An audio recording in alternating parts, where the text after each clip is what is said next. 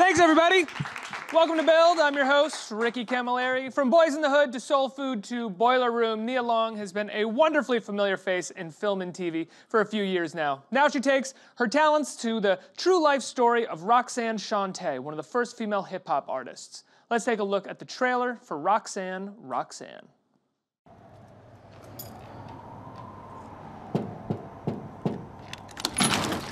I hear you out here, Shanté. What time does this key lock my door? You wanna be out there playing with all them hoes, and you keep your ass out there, but stop knocking on my goddamn door.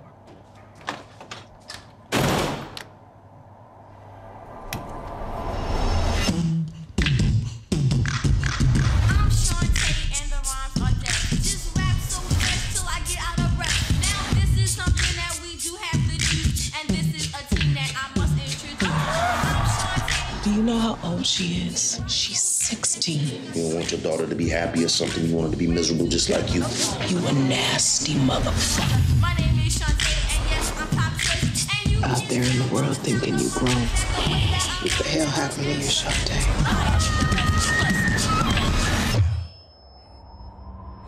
Listen, I know the streets are calling, but you must find a way to rise above it.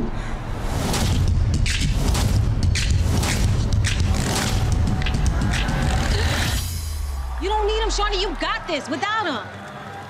Let's do this. now I have introduced to you. Everybody, please welcome Nia Long. Let's hear it. Hi there. Hi, good Thanks morning. so much for being here.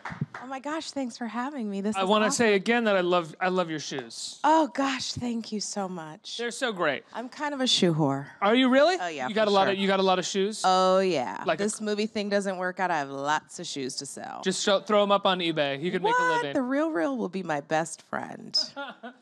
Let's talk about how you got involved in this film, why you wanted to get involved in this film. It is a story that I think a lot of people don't know, a rap star that a lot of people don't know about anymore.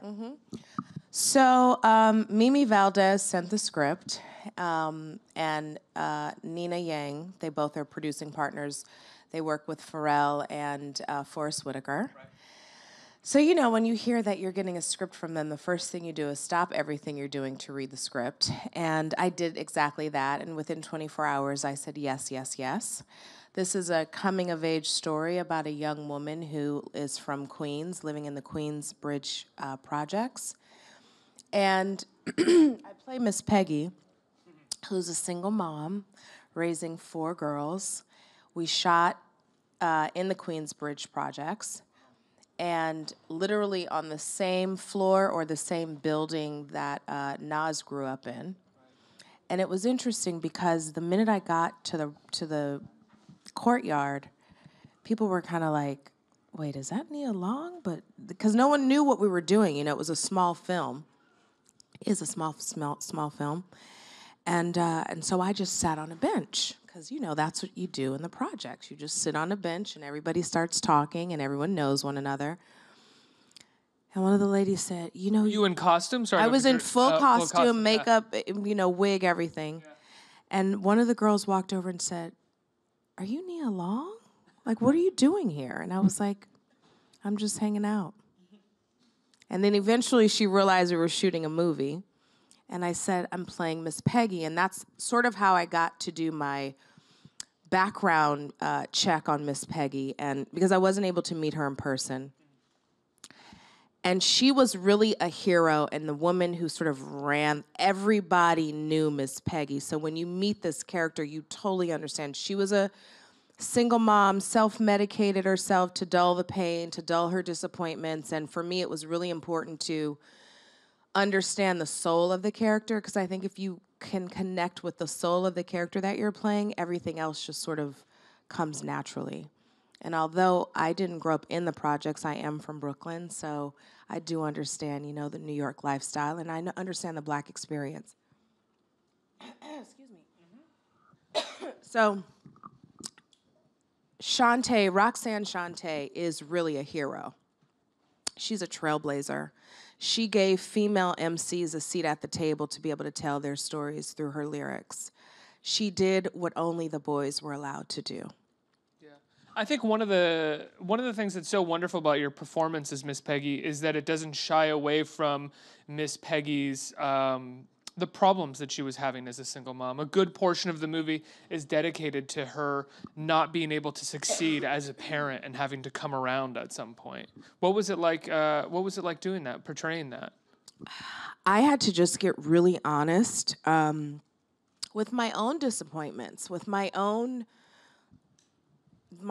dark moments in my life, and work from that space to connect with my own self in a way that I hadn't had to for other characters, to isolate myself, to sometimes not take a shower for 2 days, to feel hopeless and helpless and alone and isolated. And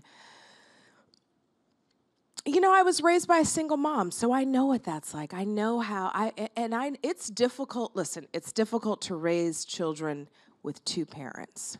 But when you're raising 4 girls by yourself, living in the projects, making probably less than minimum wage, there is a sense of deep hopelessness.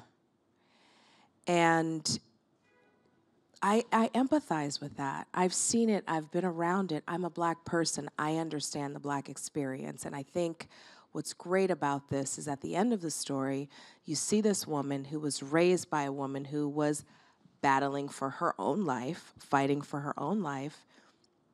And this young girl, she's a warrior. She wanted better for herself and better for her mother.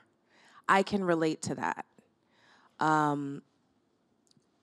You just got to keep pushing forward, you know? And I think that Roxanne Shanté was fearless. She didn't care. She was going to get her money.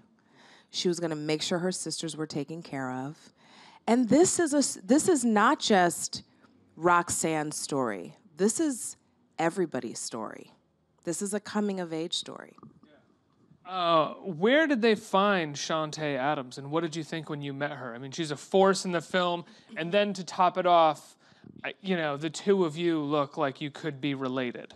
Well, it's really funny. Her father and my mom went to college together. Really? And our families actually know one another in Michigan. So it's such a small world. But she literally graduated from college. The next week she came to New York. She's a theater baby. She came to New York and she had an audition. She had, I think, 3 callbacks. I was in LA calling like, who's playing my daughter? Because I didn't know. And when I got, the day that I landed in New York City, they told me that they had found their Shanté. Wow. So it happened relatively quickly for her. How much time did the two of you get together before shooting, or was it kind of one of those things where it's like, hey, get to the location, let's go?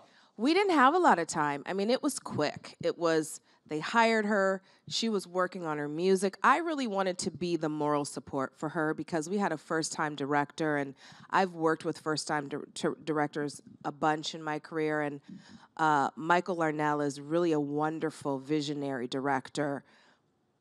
But in terms of, it's okay. It's all right. I feel like I should just get it out.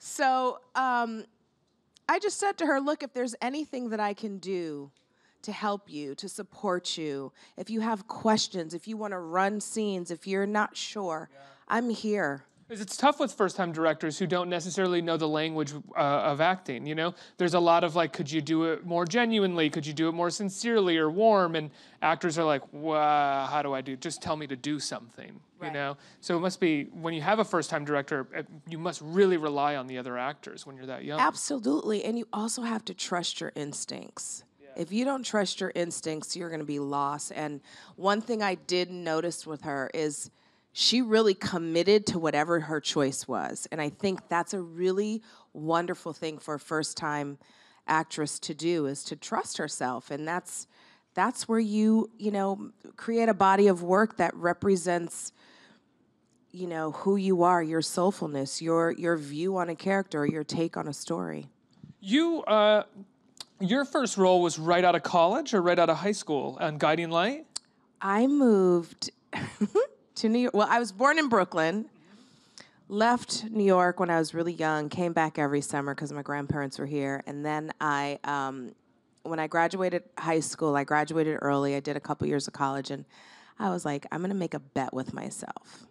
If I don't have a job by the time I have my diploma from high school in my hand, because I was going to college and high school at the same time, because I was just wanted to hurry up and get that part out of the way. So I made this bet with myself, and I said, if I don't get a consistent job by the time I have my diploma in my hand, I will go and finish university. And like a couple days after I got my high school diploma, I was auditioning for a soap here called The Guiding Light.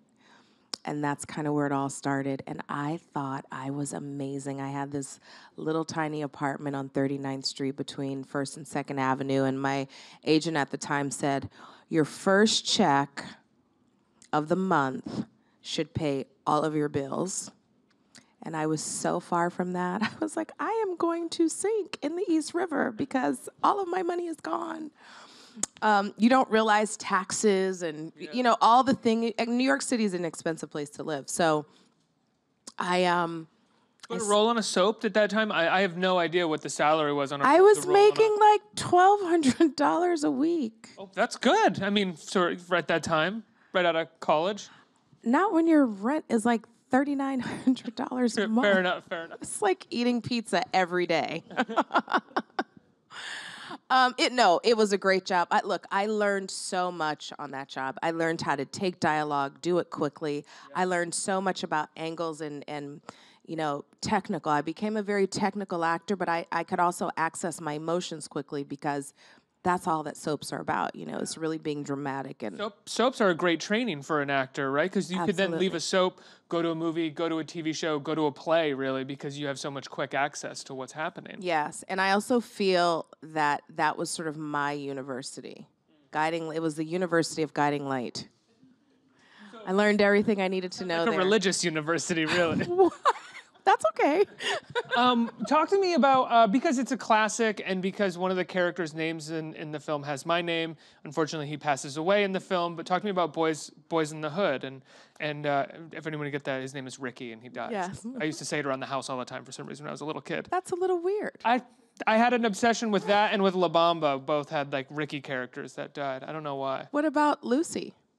I didn't like that. Okay. I didn't like that. I learned something about you. There was nothing tragic about that. I was a very dramatic so you're dark. child. You're dark. Okay. What was it like getting that role? That was another first-time director. That's John Singleton. That was his first movie. And that was really my first film. John Singleton, I love him so much. He's such a dear friend. I was standing in the hallway in the casting office. I remember I was like, oh my gosh, another white guy trying to make a movie about the hood experience. This is going to be garbage. Because at the time, there were no authentic films that represented our world. And I thought, I don't know. And John walks in and he goes, who are you? And I'm like, who are you? Because I had that little Brooklyn, New York attitude. And he's like, I'm John Singleton, the director. I was like, oh, I'm sorry. Hi, I'm Nia Long. And I think I got the role probably because of that, because I sort of was just my authentic self. Right. And who are you? Yeah, I was like, who are you? And I think I gave him the up and down, like, please. What do you want to take me to dinner or something? So he and I went in, I auditioned. It was a very emotional audition because I remember him saying, just tell me about your life, tell me about yourself. He was asking me about my mother, and I was like, I'm raised by a single mom. My dad, you know, kind of, they separated when my parents were 2, and so my mom's a single mom, which was, there were a lot of similarities between Brandy and myself, and we made that film, and it changed my life, honestly. It changed a lot of lives. I mean, your life, Regina's life, Cuba Gooding Jr.'s life, Ice Cube's. I mean, Ice Cube was, I think, going to be a star no matter what happened to him. He was a rap star at that point, but people didn't know that he had this hidden talent of acting. Yeah, and then Angela Bassett is in that film as well. I don't know if that was pre or post What's Love Got to Do with It, though. Pre. Yeah, definitely pre. Oh. And, I think, wasn't it pre?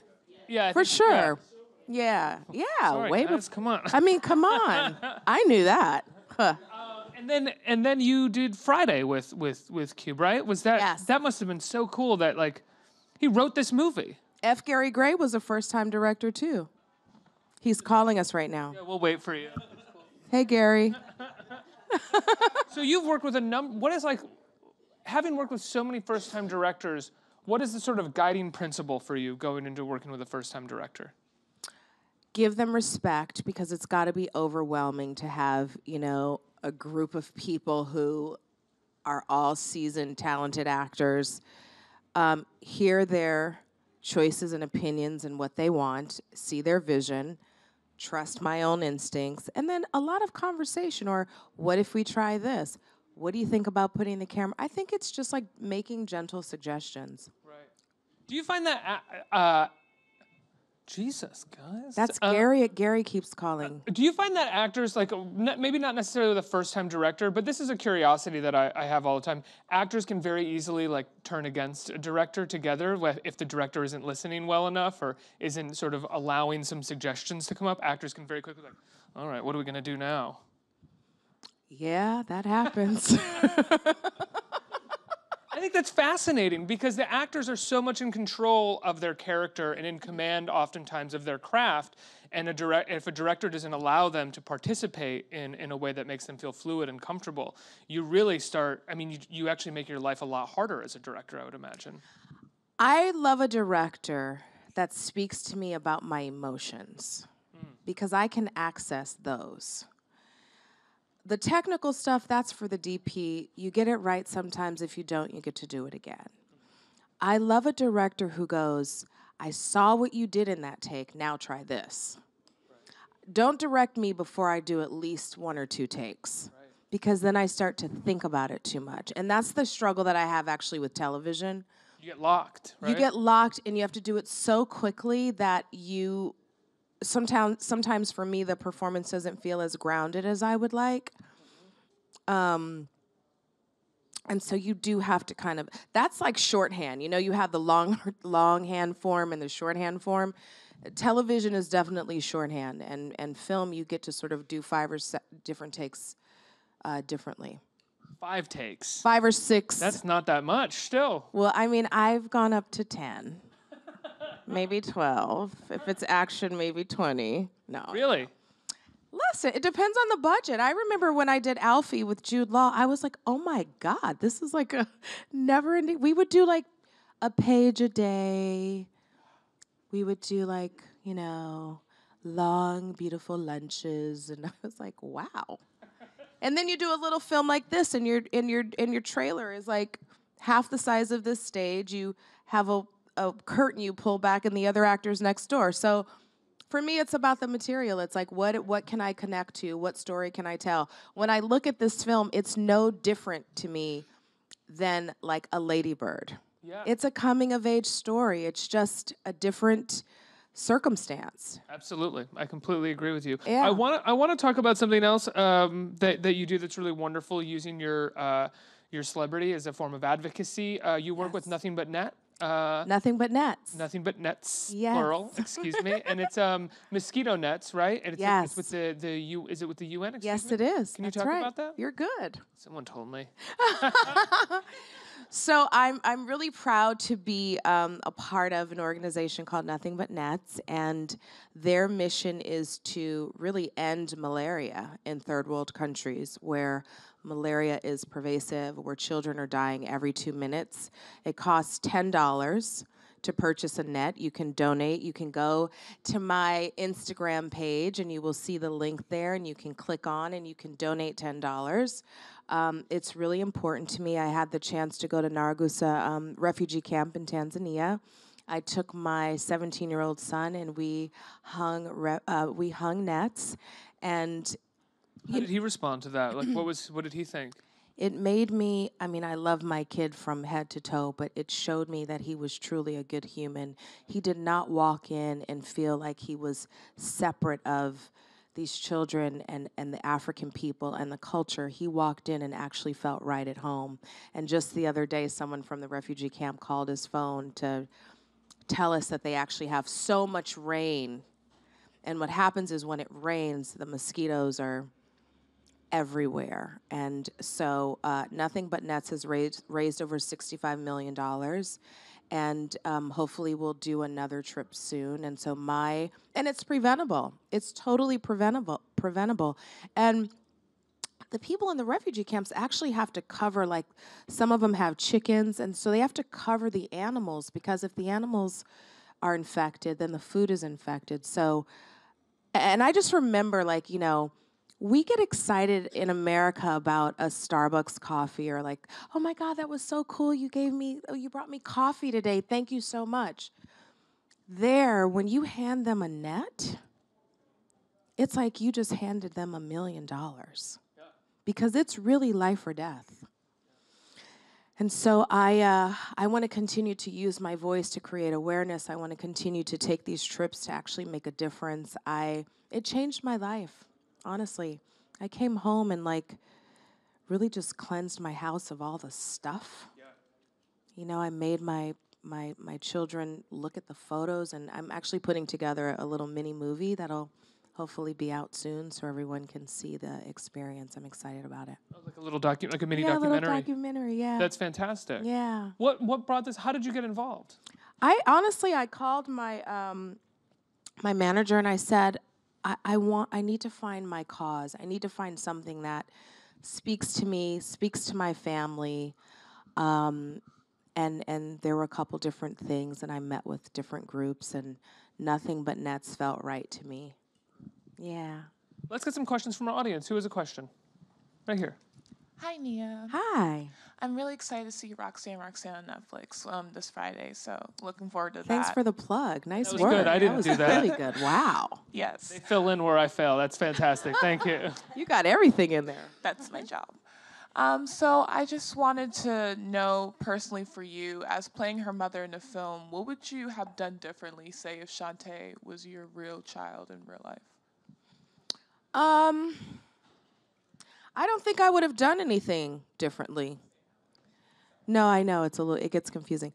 I wouldn't have done anything differently, because this is a woman who had to teach her daughter how to survive. She needed to give her tough love, because she knew that when she walked out of those doors, life was going to be hard and difficult. So I think Miss Peggy is actually a hero in my eyes.